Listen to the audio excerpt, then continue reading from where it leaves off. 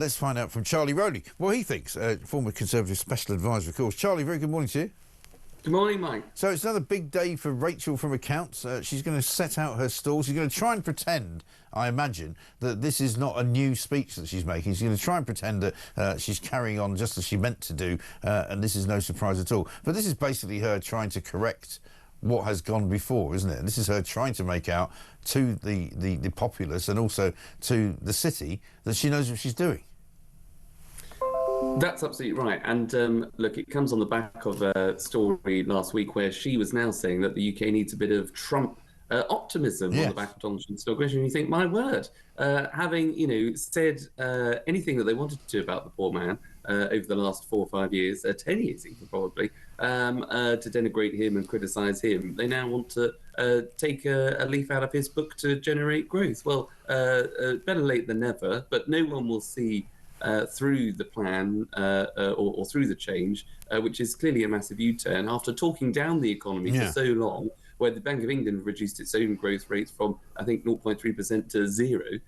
She's now obviously got to do something to bring back the confidence that since her budget seems to have been lost. Right. But she keeps talking about growth, and Keir Starmer keeps talking about growth, but it's almost like they think they can keep saying something and it will come true, like the magic fairy will suddenly arrive from, the stage in the West End and it'll go, oh, look, we've suddenly grown the economy. They're not growing the economy. There's nothing that they're doing which is stimulating growth. All I hear from people, whether they're in small business or big business or indeed in hospitality business or, any other business that you can think of in Britain, all they say is that wait till it gets worse in April when the minimum wage goes up and when the national insurance goes up. And frankly, we are not looking forward to this year financially because we might actually all go out of business. Well, that's absolutely right. I mean, to continue that theatre analogy, anyone could think that this was some sort of pantomime or a Greek tragedy, depending on which way you look at it. Can we have Keir Starmer and Angela Rayner as the ugly sisters? Oh yes, we can. Yeah, no, look out behind, he's behind you. For God's sake, there are so many jokes here. I'm sorry, I'll have to move off. But it's true though. People have no faith in these idiots, right? They're not doing anything good. They're not making anything work for anyone. There's nobody that's happy with what they're doing. And you've got to look, actions, I think, will speak louder than any kind of words that the government put forward. And the actions of this government so far have been, during a general election, to pledge not to rise national insurance contributions. Then come the budget, they slapped a rise on national insurance contributions, costing businesses who are now saying that obviously they can't afford to take on that extra person or employ that new trainee. Right. Yes, coupled with that rise in the minimum wage. Nothing wrong with that per se, but given the lack of confidence and with inflation stubbornly high amongst businesses, they're treading a tightrope. But all of the suggestions so far that the government have put forward seem to be anti-growth rather than going for growth, which is what they keep talking about. So the actions will speak louder than words. Well, this is it. You can't boost the economy, surely, by shrinking the private sector, which is apparently what they're trying to do. There's talk of creating a new Silicon Valley in the UK. Scotland has already got a pretty good, Silicon Valley-style, tech sector, which is very successful and doing very well. But, you can't just create something out of nothing. And similarly, you've got Keir Starmer saying, oh, we're going to deregulate Britain. I'm going to be just like Margaret Thatcher. I'm going to slash the red tape that she did back in the 80s and create the Big Bang. Well, yes, but except he's not doing it. He says he's doing it, but all he's really saying is that he's going to tell local councils to stop blocking planning applications. It doesn't mean anything, does it? No, and Keir Starmer seems to me to be developing an ability to be able to isolate absolutely everybody. So people on his own side will criticise him when it comes to things like, the 2-child benefit cap, and they'll want to see, even bigger payouts to union bosses and public sector workers and more money going into public services, which he's resisted. So he's isolating himself with his Labour colleagues. But, to compare himself and to try and suggest to the country that he's going to be the next Margaret Thatcher or to Chandler. That's insulting. She would be absolutely turning. Absolutely, she would.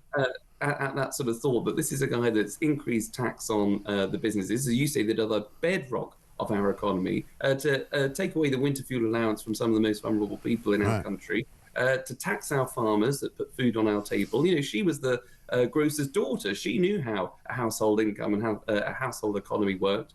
And she wouldn't be doing any of this, I wouldn't have thought. So it's a bit of an insult. I have to say, some brass neck from the Prime Minister. Right.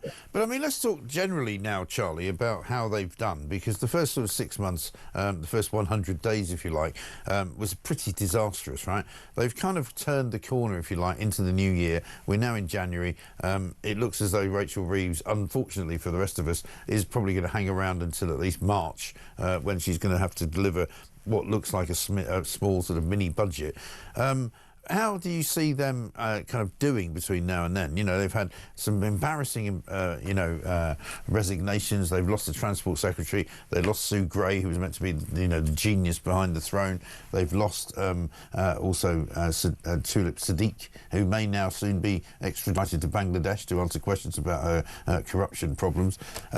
They've got the Attorney General under fire, but they're doing that thing that I hate in politics, which is just sort of clinging on and sitting there and hoping that everything will just kind of get better as time goes on, and we'll all forget about how awful they are. Yeah, and on top of, over about, I think it's 10,000 millionaires leaving this country who would be the entrepreneurs and the investors to create that Silicon Valley that Rachel was talking about. So they've gone. Look, I think it's been difficult. And I think if you speak to anybody, even in the Labour Party, they will sort of say, well, it's not gone quite as well as they would have hoped. Right. I think there's a lack of I think the problem that the Labour government have got is that there is a lack of strategy.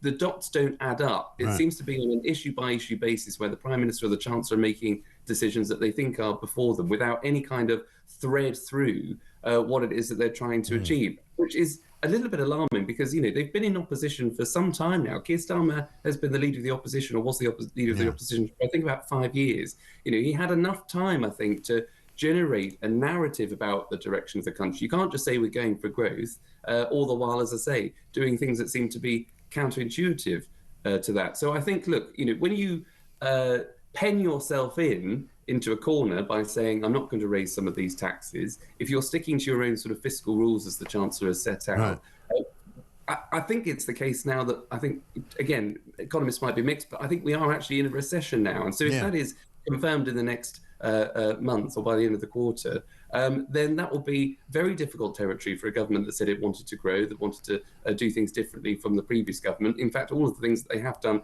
might have triggered that recession. Then, of course, you lose public confidence. In March, as you say, Rachel will have to deliver another budget or fiscal event, whatever you want to call it, and she might have to raise taxes even more, something she's already said she's ruled out. So will that be another U-turn, more pressure on the Chancellor there? Does she have to cut public spending? Something that probably you would have to do to find more efficiency savings, but that will go down like a cup of cold sick amongst her own MPs, I would have thought. So she's in a very, very difficult position, I think, now, hence why the talk of optimism to try and hope to generate that confidence to get that growth that she so desperately needs and wants. And as they look across the pond and see what Donald Trump is doing, and the call finally came in on Sunday from the White House where, Keir Starmer supposedly had a 45-minute call with him. I'm not sure I believe that it was as long as that. He's showing the way on all sorts of things, on the economy. He's actually bringing serious money in from places like Saudi Arabia, and he's got, massive investment coming in from some of the big tech companies and all of that.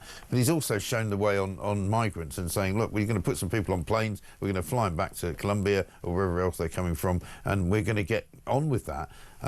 Is that going to have any effect, do you think, on Starmer's kind of next few months in terms of, decisions that he makes? Definitely, because if there's nothing that Donald Trump is also short of, it's an opinion and a comment on the rest of the world, the world affairs. And I think, look, if there's any kind of joint press conference when the president hopefully eventually comes over, or if there's just a question to the president about what do you think it's like in the UK, how do you think they're handling the migrant crisis, he'll always say, well, I think they can do better. Look at what I've done. I've been able to deport people on day one of my presidency. I don't know why it's so difficult in the UK. He will say something like that, which will generate more conversation, more anger amongst those communities that for too long have been let down by, yes, the last government for not doing what it said it was going to do to bring down immigration. That's obviously on the back of this government scrapping a deterrent for Rwanda on day one and still not being able to get a grip of it, plus those population increases that you said were predicted as well, that will send alarm bells through the country. And if you have a government in the UK that doesn't seem to be able to tackling that issue, then of course that's only going to drive people to alternative parties, and that seems to be reform at the minute with the momentum that they're gathering there in the polls. Yeah, absolutely right. Good to talk to you, Charlie. Thank you very much indeed. Charlie Rowley there, former Conservative Special Advisor.